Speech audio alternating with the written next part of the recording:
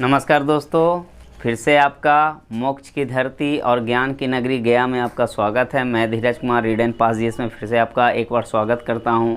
और हम अभी इन दिनों जो है पड़ोसी देशों की चर्चा कर रहे हैं। और आज का जो पड़ोसी देश है वो काफ़ी आपका पुराना और लोकप्रिय आपका नेपाल है। तो आज हम लोग नेपाल का चर्चा करेंगे। आप जानते हैं कि बरसों से भारत और नेपाल के बीच में काफ़ी अच्छा संबंध रहा है और नेपाल एक हिंदू राष्ट्र के रूप में जाना जाता है। और ऐसा माना जाता है कि आज तक नेपाल जो है गुलाम नहीं हुआ है। ऐसा इसलिए क्योंकि नेपाल का जो स्थिति है वो आपका बिल्कुल दुर्गम भरा है, चारों ओर पहाड़ियों से घिरा है। इसका एक बड़ा सा भाग जो है पहाड़ी क्षेत्र है। तो चलिए आज हम लोग नेपाल के बारे में चर्चा करेंगे। तो पहला जो आपका पॉइंट कहता है वो है कि नेपाल का क्षेत्रफल की बात करें। तो नेपाल का क्षेत्रफल की बात करें, चलिए क्षेत्रफल से पहले थोड़ा सा हम लोग आ जाते हैं नेपाल का। जो यहाँ पे देख लीजिए जो स्थिति है मैप पे, एक तरफ आप देख लीजिए इधर में आपका चीन और तिब्बत है ना। इसके अलावा अगर हम ये साइड देख ले, पश्चिमोत्तर भाग में देख ले, तो ये आपका उत्तराखंड है।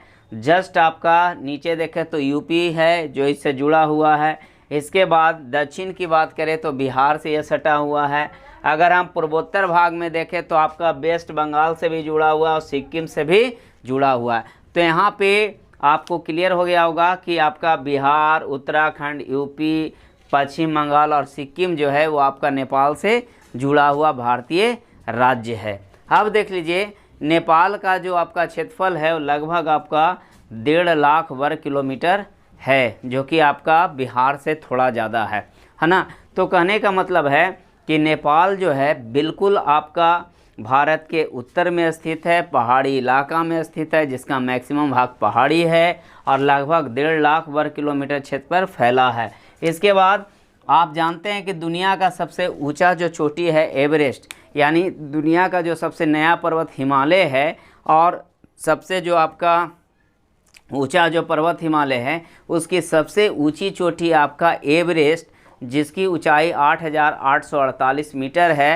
हालांकि ये ऊंचाई अब बढ़ते जा रही है क्योंकि आज भी जो है समुद्री जो आपका मलबा था है ना, टेथी सागर का, आज भी दबाव पड़ने के कारण जो है ना, यहाँ पे गोंडवाना प्लेट और यूरेशिया प्लेट के दबाव से आज भी जो ये पर्वत श्रृंखला जो है ऊपर की ओर उठ रहा है। इस प्रकार से आप देखते हैं कि एवरेस्ट जो आपका नेपाल में है, जो आपका सागर माथा के नाम से जाना जाता है, एवरेस्ट महोदय ने इनका खोज किया था है ना। तो ये एवरेस्ट जो है आपका संसार का सबसे ऊंचा चोटी है, जो कि नेपाल में सागर माथे ज़िले में स्थित है। इसके बाद हम लोग चर्चा करते हैं। इसके अलावा धौलागिरी, अन्नपूर्णा, गौरी शंकर और महाकालू, ये भी जो है आपका नेपाल में ही स्थित ऊंचे ऊंचे आपकी चोटियाँ हैं। तो याद रखिएगा कि धौलागिरी की बात करें, अन्नपूर्णा की बात करें, गौरी शंकर की बात करें, महाकालू की बात करें, एवरेस्ट की बात करें, तो ये सारी चोटियां जो हैं आपका नेपाल में ही स्थित है। अगर आप काठमांडू की बात करें तो काठमांडू जो है दुनिया का सबसे खूबसूरत शहर में से एक है। ये आपका नेपाल का राजधानी भी है।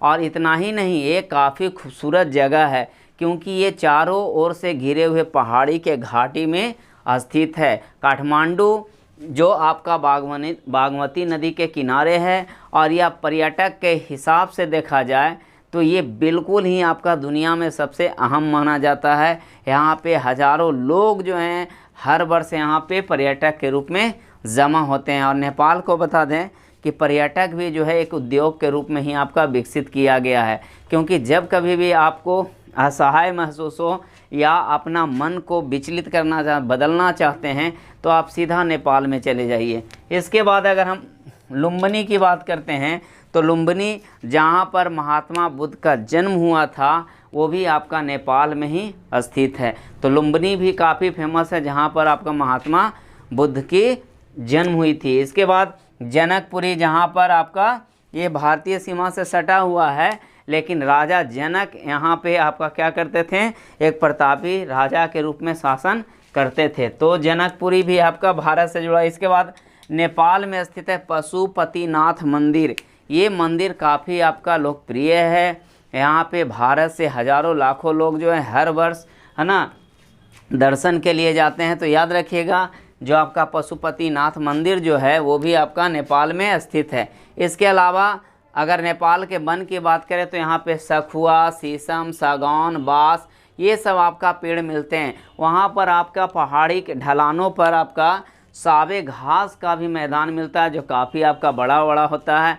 ये घास जब बहुत ज़्यादा बड़ा हो जाता है तो इसको हम लोग हाथी घास के नाम से भी जानते हैं। इसके बाद यहाँ के जो प्रमुख नदियाँ हैं वो है आपका गंडक, जिसको हम लोग नेपाल में नारायणी के नाम से जानते हैं, यानी गंडक जो है उसको हम लोग नेपाल में नारायणी के नाम से जानते हैं। इसके बाद कर्णाली जो है आपका नेपाल की सबसे लंबी नदी है, यानी कर्णाली जो है आपका नेपाल का क्या है, सबसे लंबी नदी। इसके अलावा घाघरा है ना, सप्तकोशी है, यानी कोसी जो कई शाखाओं से मिलकर बनता है तो उसको सप्तकोशी यानी 7 शाखा सामान्यता जो है मिलती है। तो सप्तकोशी आप कोसी जानते हैं कि जब तक नेपाल में रहती है तो काफ़ी अस्थिर रहती है, और जैसे ही बिहार में इंटर्न करती है तो यही कोसी नदी जो है तांडव करना शुरू कर देती है। और आज बिहार में, खास करके उत्तरी बिहार में बाढ़ लाने का जो जिम्मेवारी होती है वो आपका कोसी नदी का होता है। यानी बिहार अगर बाढ़ ग्रसित है तो इसमें कोसी नदी का जो योगदान है वो सबसे ज़्यादा है। इसलिए कोसी नदी को बिहार के लिए अभिशाप के रूप में माना जाता है। ये काफ़ी चंचल नदी है जो हमेशा अपना मार्ग परिवर्तन करते रहती है। इसके अलावा चलिए अर्थव्यवस्था की बात करें नेपाल का, तो नेपाल का जो अर्थव्यवस्था है वो सामान्यतः कृषि से जुड़ा हुआ है। इसका दक्षिणी भाग देख लीजिए, ये जो इलाका देख रहे हैं यहाँ पर कृषि कार्य मधेसियों के द्वारा किया जाता है। हालांकि हाल फिलहाल में मधेसियों और नेपाली जो भी वहाँ के लोग हैं दोनों के बीच में काफ़ी टनमन रहा, लेकिन अभी स्थिति थोड़ा सामान्य है। लेकिन यहाँ पे जो दक्षिण भाग में जो आपका खेती करने का जो श्रेय जाता है वो मधेसियों को ही जाता है। और यहाँ पर कृषि जो है 18% भूभाग पर किया जाता है।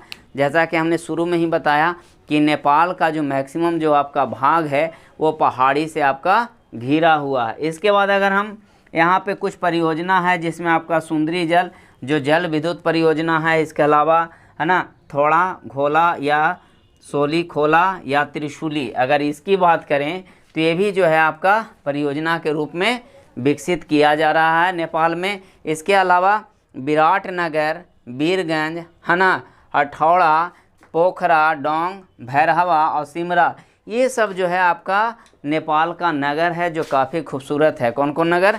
विराटनगर, वीरगंज है ना, हथौड़ा, पोखरा, डोंग, भैरहवा और सिमरा। ये जो है जनसंख्या की बात करें तो नेपाल का जनसंख्या 3 करोड़ से अधिक है। ये आपका 2012 पॉपुलेशन के हिसाब से देखा जाए तो है ना 3 करोड़ से अधिक है। यहाँ पर वर्षों से आपका राजतंत्र था, लेकिन 2006 ईस्वी में यहाँ पर प्रजातंत्र की स्थापना की गई जो आपका 237 वर्षों को बाद यहाँ पे आया है ना। तो यहाँ पे 2006 में प्रजातंत्र को विकसित किया गया। इसके अलावा समुद्र तल से अगर हम ऊंचाई देखें तो समुद्र तल से आपका जो नेपाल की ऊंचाई है वो आपका 800 मीटर है। यानी अगर पूरे दुनिया में समुद्र का लेयर बढ़ता है तो नेपाल को आपका सेफ जोन में रखा जाता है ना। इसके बाद अगर हम यहाँ पे जनजाति की बात करें तो गुरंग, मकार, नेवार, ये सब जो है यहाँ पे आपका जनजाति है। कौन है? गुरंग, मकार, नेवार, ये सब क्या है? जनजाति है। अगर हम गोरखा पुलिस की बात करें, आप नाम सुने होंगे गोरखा पुलिस, जो दुनिया में अपनी साहस और बल के लिए जाना जाता है। तो गोरखा पुलिस आपका नेपाल से ही जुड़ा हुआ है। मधेसी का हमने चर्चा कर लिया कि इसके दक्षिण में जो भी आपका लोग कृषि कार्य करते हैं उसको मधेसी बोलते हैं। धर्म की बात करें तो चूँकि नेपाल आपका हिंदू राष्ट्र है और यहाँ पे लगभग 81.3% जो लोग हैं वो आपका हिंदू धर्म को मानते हैं। तो याद रखिएगा धर्म हिंदू है यहाँ पे ना। 81.3% लोग जो है हिंदू धर्म को मानते हैं है ना। बौद्ध धर्म की बात करें तो 9% लोग बौद्ध धर्म मानते हैं। 4.4% जो है आपका इस्लाम धर्म मानते हैं और 1.4% जो लोग हैं वो आपका ईसाई धर्म को मानते हैं। यानी सबसे ज़्यादा मानने वाला जो धर्म है वो है आपका हिंदू 81.3%। यहाँ का मुद्रा जो है आपका रुपया है और भाषा जो है गो खारकीली है। क्या है भाषा? क्योंकि आपको बता दें यहाँ पे गोरखा काफ़ी फेमस है। यहाँ की भाषा जो है गोखारली है, याद रखिएगा, गोखारली जो है यहाँ का भाषा है। इसके अलावा अगर आप देख लें कि हिमालय में आपका तीनों, यानी हिमालय का 3 समानांतर श्रेणियां हैं, वो तीनों मिलता है। चाहे आप हिमाद्री की बात करें, हिमाचल की बात करें, शिवालिक की बात करें, तो ये सारे आपका नेपाल में देखने को मिलता है। तो इस तरह से आपका नेपाल के बारे में जो बेसिक जानकारी था वो हमने दिया, और इससे बहुत सारे प्रश्न जो है आपके एग्ज़ाम में पूछे जाते हैं। तो आप इसको याद रखेंगे, है ना, बार बार वीडियो को देखेंगे, ताकि नेपाल से जुड़े हुए जो भी आपका प्रश्न है वो आसानी से आपको क्लियर हो सके।